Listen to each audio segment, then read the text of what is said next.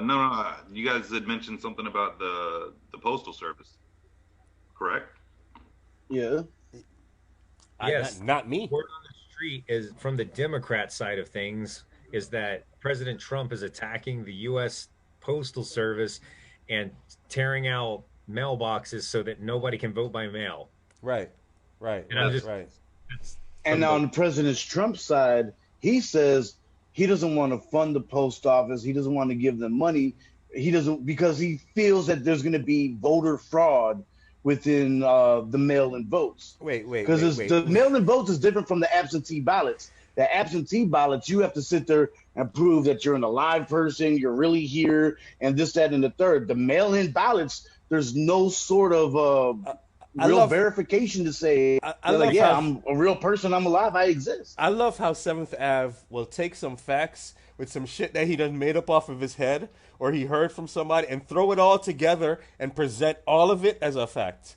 Like, I mean, I'm not it's a good presenting job. nothing as a fact. I'm not Like, presenting nothing as fact. I'm just saying what was reported to me that I'm reporting to y'all. oh, okay, It's on y'all to pick it out and say, well, that's perfect. fucking bullshit or that's not. But I'm No, saying no, from my reports, it says that Trump is afraid of voter fraud. right. So you're already going off of of a third party, and now you're trying to send to a fourth party, but No, I, I'm the third party. right. So you're the third party. So you're trying to send to me, which now I would be the fourth party. No, I ain't. I'm not going for that. I'm gonna have to go to the source myself. But when I do go to the source myself, what I realize is that the post office has been dying a slow death for a minute now. It's been a good minute Facts. now, yeah. right? Yeah. Removing their boxes is just regular upkeep for them, right? But why are they Wait. removing all Let the me the let me sorting machines? can I finish? Can I finish before you cut me off? I was throwing a question that goes along the topic of you speaking. I can answer that after you, Andre. Okay. So and the next thing is that they what's it called? They taken out the things that's regular routine maintenance, right? And on top of that, he just in the last stimulus check just gave them another stimulus, and he never refused any money from them. The Democrats had it's the bill that he refused on. He's not refusing to give them the money to the post office. It's the whole bill with the They whole did shit offer that. him a $10 billion loan. But go ahead though. Oh, so one of the things that you touched on, you said they were, or one of you said that the post office has been a The sorting machines out. Yeah. well, where I live, we have some major mail centers, and this is going on for the past 4 years. They're defunct. Like there's not enough mail to justify having that many mail buildings. Right. And this is prior to Trump being elected. So they started tearing them down and rebuilding smaller versions of them because there's just not that much mail going through. You have UPS, you got FedEx doing a lot of these deliveries. You've got these little stores that are doing that are help processing to the private sector, so they don't have the demand. So there's no point in having a mailbox every, let's say, and this is a mythical number, every 14 blocks because they're not even getting full. It's a waste of time.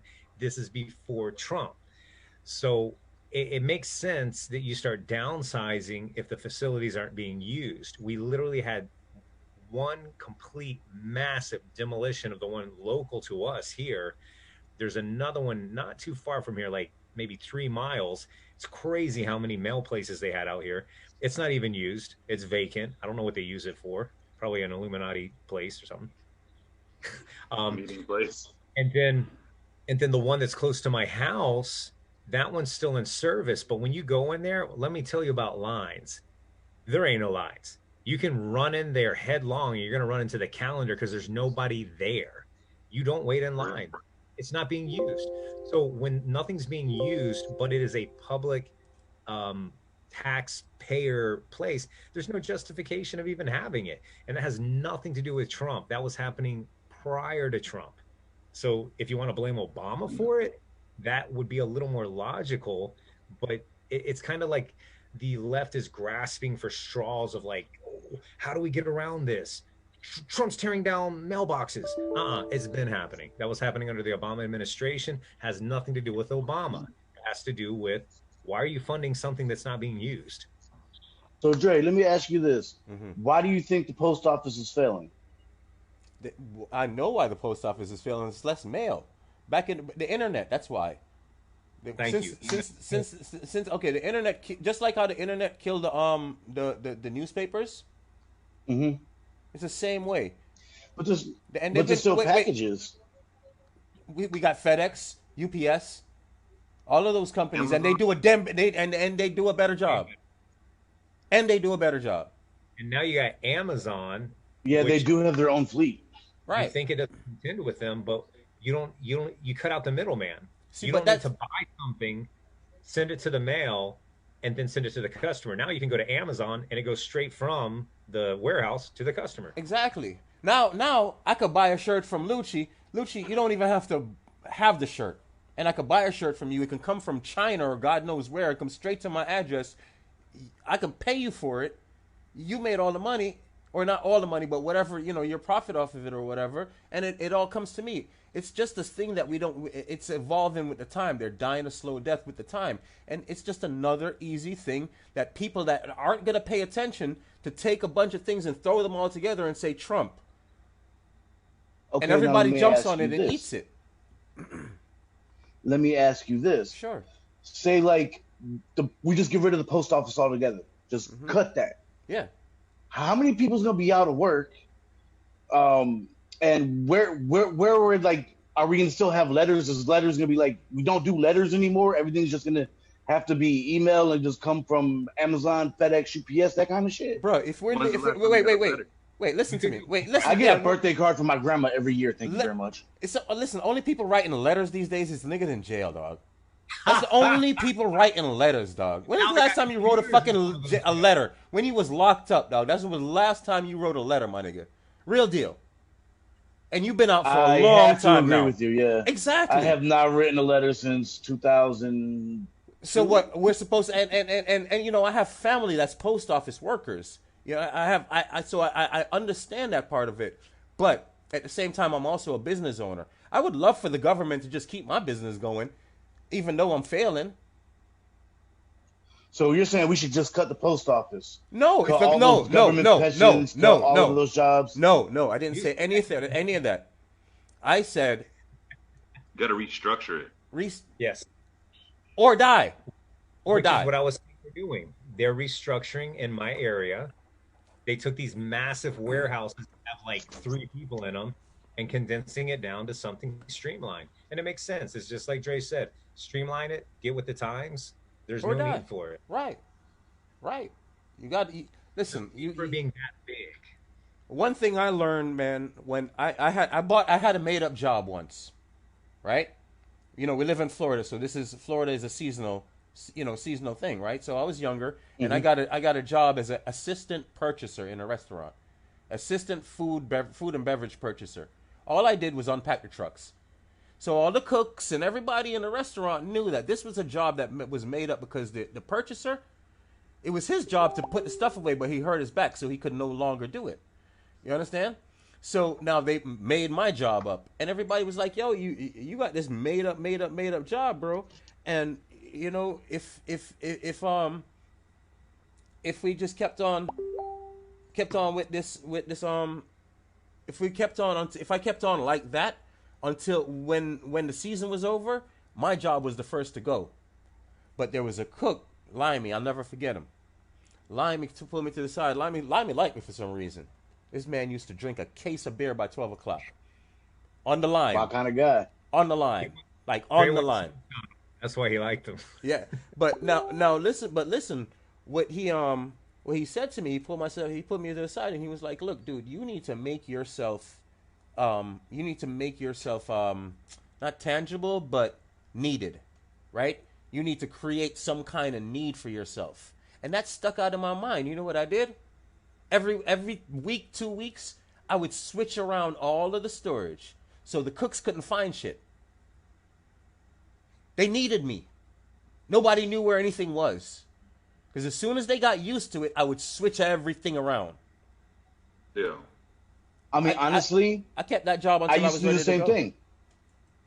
I used to work for a race team. I was a mechanic and pit crew member on a race team, automotive, road racing. So I would be the one that would have to pack the trucks to go to the racetrack every time. So I would pack all the trucks differently. So when I unpacked everything, people were like, "Yo, TJ, where's this? It's over there. Oh, where's this? It's over there. Where's this? Over here." Like you could ask me where anything was, and I knew exactly where everything was to a T, and I was the only one that did. Yeah. So like he said, you have to make yourself a necessity. Yeah. Yeah, man.